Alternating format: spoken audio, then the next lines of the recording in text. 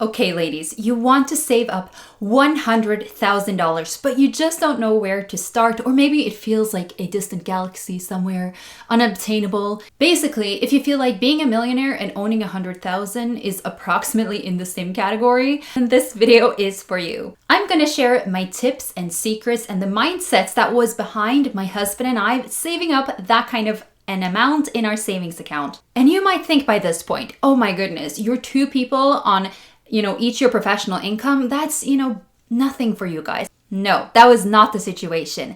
We were a one-income family with two dependent children, so we're four people on one income. Yet somehow we still managed to save that amount a few years ago. So I'm gonna share my tips in this video. Make sure you watch to the end so you also can have a chance at saving that amount up for yourself and use it on whatever your plan is. We're gonna start at number 6 and count down to number 1, but before doing so, welcome back to Feminine Finance, where I give financial tips to ladies like you. You just wanna make your wallet behave. Subscribe if that's your cup of tea. Oh, by the way, I got a cup of tea for both of us. Here you go. Also, invest a like in this video and the returns will be plenteous. I also want to know, how much do you currently have saved up in your amount, and what is the main tip that got you to that amount? Even if it's just $500 or if it's 500,000, us ladies, we need to know finances too, okay? Number 6, counting down to number 1. If you are single, okay, look for a spouse that is kind of better than you with money. It doesn't need to be in the same areas as you. Maybe you already have some financial talents. Everybody has financial talents, but they're usually in one category or another. So if you can find somebody that can complement you as being good in things you're bad in, even better. Now, if you're already married and you feel like your husband and you are both kind of bad at money, there's still a way to deal with this. And that is to figure out, well, what are still my strengths? What is my husband's strength? And then agree among the both of you that you will be in charge of what you're good at and I will be in charge of what I'm good at. And then you leave them to it. Between my husband and I'm more the entrepreneurial kind. I'm more the person that I can create money where there is no money. I can also save, and I can also earn money. I can also take risk easier. My husband is more the traditional saver. He's good at bookkeeping, that kind of stuff. I like those things too, but he's better at it. And I'm better at the entrepreneurial selling kind of style than he is. So just figure out what your strengths are. You don't need to be world experts in them. You just need to be slightly better than the other person and then agree together what the one person will be in charge of. Because if you're a horrible spender, for example, maybe it's good to ask your husband if he's willing to help restrain you. That could actually be a gift in disguise instead of being an annoying thing. Use your differences with finances to your benefit.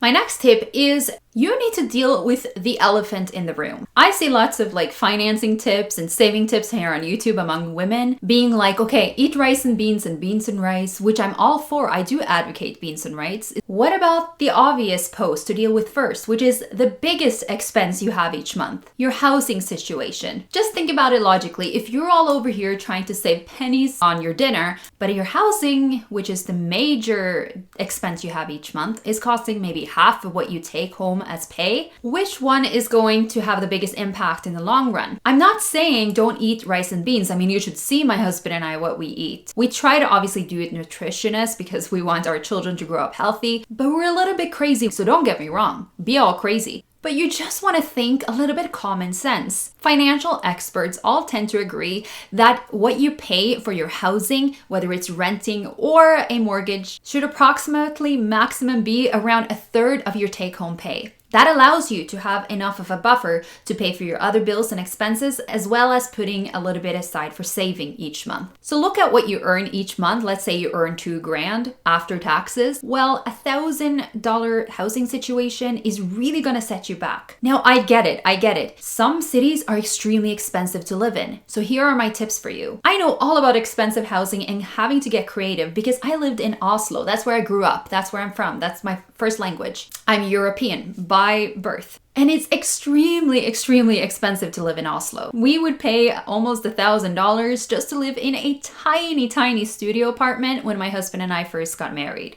I mean, you would reach your hand over from the living room and you would basically touch the kitchen. When we had guests over, they would all sit on the floor. And yes, they would be looking straight at the master bedroom because it was in the same room. Sometimes even the cheapest option is, a bad option. But here are a few tips for you. If you can just save $500 on housing each month, think about what that ends up being. Over a year, that's $6,000 you get to pocket. $6,000. Rice and beans ain't got nothing on $6,000. So if you at all can reduce your housing, be willing to be uncomfortable for a few years. It's not forever. It feels like forever, but trust me, you'll get quicker to your goal. Here's a tip for you if you're renting. I'm gonna also talk about if you're owning, like we do now, or alternative housing situations. First off, if you're renting, here are ways to cut down your rent, even in an expensive area like I used to live in, or if you live in a normal housing. You can ask your landlord, because you have proven yourself as being a good renter, if he would consider taking some off the price the next time you get to your lease. Lots of landlords do this anyway, because if you have proven yourself to always pay on time, which you should, because it opens up opportunities like this. If you've taken care of the property, if maybe you've even gone an extra mile and always, cut your lawn, kept the property in mint condition, never done anything wrong, that landlord is going to want you again, even if you pay less, because if he has a bad renter in the future, or she, might be a she that's a landlord, you are invaluable, because if they have a bad renter, that's going to cost them thousands if they trash the place. But you, saving a few $100s on you might be very interesting to them. But make sure you prove yourself worthy of this price cut by being an excellent renter now. Another way to save on your rent is obviously moving away. But if you are in a lease agreement, this might be difficult. Here's a few ways to get out of your lease agreement where it could be a win-win situation for both of you. Tell your landlord that you've even actually found a renter for them that would be willing to live the remainder of your agreement and even beyond that. Offer to help list the place, offer to come and buy, let him come by to take pictures. Explain that you will help him with anything it takes because it would really help you out because you have to move. Check your Airbnb laws and see if there's any way that you could short-term sublet your apartment. Laws are different across cities, across countries and continents. I know this because I've lived in 2 continents technically and many cities. So yes, I know that this varies place to place, but check it out because I ended up earning more on Airbnb than my rent cost. So I actually profited this way. If you're a homeowner, consider number one thing to look into to reduce your cost. Even if you're in a fixed term 5-year mortgage and you have to pay a penalty to refinance your housing, you might still come out on top. And this is why mortgage rates might have dropped. And I know that they have in my area right now, and I'm considering doing that. And simultaneously, it's become a seller's market. So an appraiser will be much more likely to appraise my house as being worth more than when I purchased it. In addition to that, I have upgraded my home, so I've added equity in that way. So even when I pay the penalty because I'm in a fixed mortgage, I will still come out significantly on top, and I could take that money out of the house if I want to. You don't need to do this, but also I will get a lower rate, and this will obviously reduce my month-to-month spending. Another way obviously is to sell your home. Now, if you are thinking about selling your home, I've left a list down below of the number one things you need to make sure your home has when it hits the market to get maximum profit on your house. Now, consider downsizing, even if it's just for a few years. Do the math and look at how much you could be saving. I'm not necessarily saying you should sell your home. I'm just saying if you're willing to be uncomfortable for a few years, consider what that could look like and how much you would be able to save each year. Now, some alternative housing that you should consider is tiny living. I know this sounds so out there for lots of people. I technically lived in an apartment, the studio apartment with my husband, I was also pregnant, and it was smaller than lots of tiny houses. So I know it can be uncomfortable, but it is so worth it because if you can set aside a lot of money, that provides a lot of opportunity in the future. And it's not always going to have to be like this. Now I live in a house, I think it's like 8 times bigger than that original apartment, if I didn't do the math wrong. And I'm not sorry, I was uncomfortable. Also, what some people do is they ask their parents if they're willing to take them just for a year back in their house. I know it's going to be cramped. I know it's going to be maybe weird to move back into your parents' house. I couldn't do this because my parents already lived in a small apartment, but if you can, my husband saved so much money doing it with his parents. It's something to look into. Another alternative housing is to live in a caravan and just rent the lot or electricity from somebody you know. I actually bought a caravan once and I did consider living in it after flipping it, and I actually flipped it and sold it for a profit. That was my original intent, but I could have also lived in it technically because it was legally parked outside my parents. The only thing I needed to pay for then would be electricity, but I would have way more space than my room and way more privacy. So honestly, I think it's a pretty good idea. Now, in really harsh climates, this might not be possible, but consider it because you can save all your income almost in these scenarios. Now, my husband and I did not do that, but because I owned a caravan, I did look into the math and I would save an incredible amount. So I just wanted to let you know about that. My next tip is when you buy something, always buy with the mindset of how can I earn money by buying this item? Or what can I buy to earn more money if it's between two things? This is a little bit complicated to explain, but it's basically a lifestyle, a mindset of whenever you purchase something, think about if you should spend more money on it because you can earn some money, or if you should spend less money. I'm gonna give you an example in my living room right now. Okay, so I've taken you upstairs to my living room, or I guess it's the main floor. And here you see an expensive TV. By the way, this is not sponsored by The Frame, but The Frame, you should sponsor me. Now, the average person might think, well, that's unnecessary, you know, sure, there's some cool features with a TV like this, but is it really worth spending extra money on? Well, this is the way that I think and how I apply this tip to every single purchase that I make in my life. You need to think, for every dollar you spend, how will you earn money back? Whether it is by saving or it is by actually earning. So let me tell you my thought process. When I bought this TV, I had 3 ways to justify this price. Number 1, I make sure to buy high-end pieces, or at the very least, very modern and well-liked pieces, beautiful pieces for my home, because I know that at some point I'll be selling my home, and instead of paying $1,000, $2,000 for a staging company, I have a built-in staging in my home because I have taken extra time and care looking at what the trends are in interior design, looking at what looks better. Not only has staging your home proved to give you actually more money back for your home, but you also sell your house quicker on average. Now, I don't need to buy a frame TV to get that effect, but that is one way I justify certain furnitures over others, because I think about how it all ties together in my home, and if I create a wow factor, if I ever need to sell my home, if I ever need to rent out the house, I have kind of a wow factor piece that sure, it's not going to necessarily give me more rent, but overall the impression of my apartment is going to be more impressive than my competing, houses in the neighborhood that are also taking rent for a similar price point, but aren't dressed as nicely. Number 2, and that is that I save on artwork because this takes up this whole wall and I can change out the artwork with this TV, which is why people buy the TV to begin with. Apparently I don't know how to operate this TV. Oh. There, you can browse through artwork or even buy really beautiful artwork on Etsy for $5 and just upload it to this TV.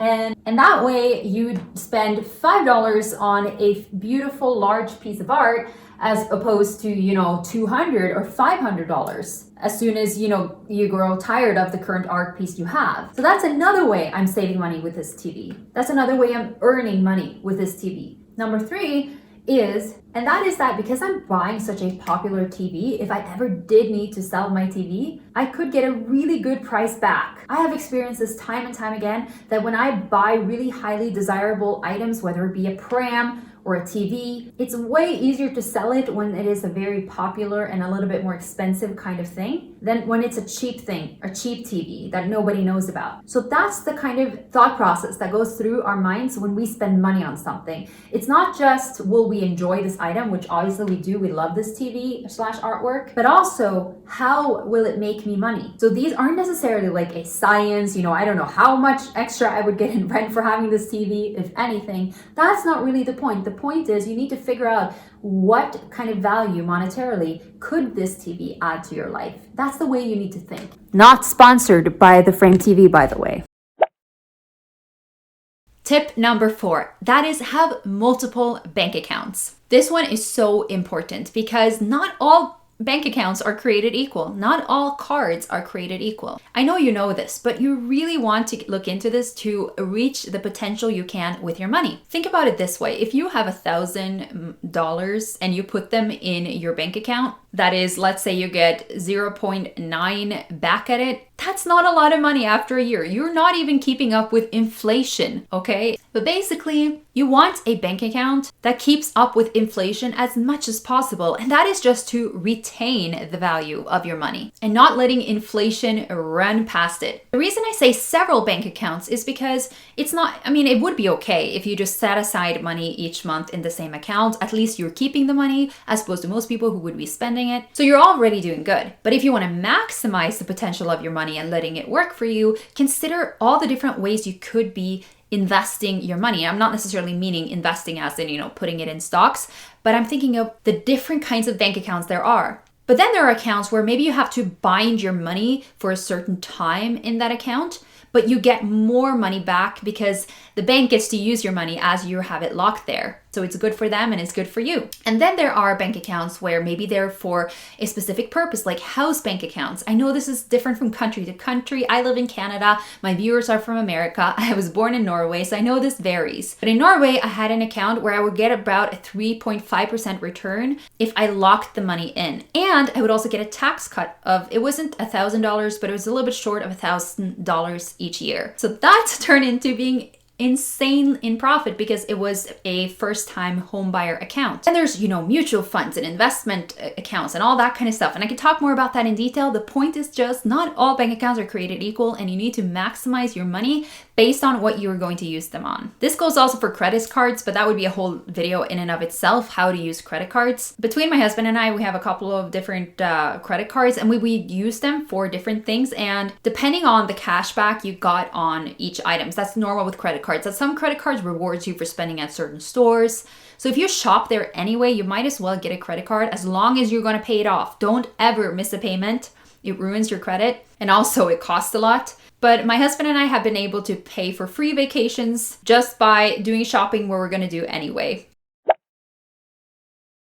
Next tip is to hack your systems. What is hacking your systems? Well, hacking your systems is basically realizing who you are in society and what is available to somebody who is in your situation. And then really using every opportunity around you to its maximal potential. For example, I'm a woman, right? I'm also a mother. I also currently don't have a regular income, like I have some income from YouTube and stuff and some other things. But basically, my husband is the main breadwinner at this point in our life, right?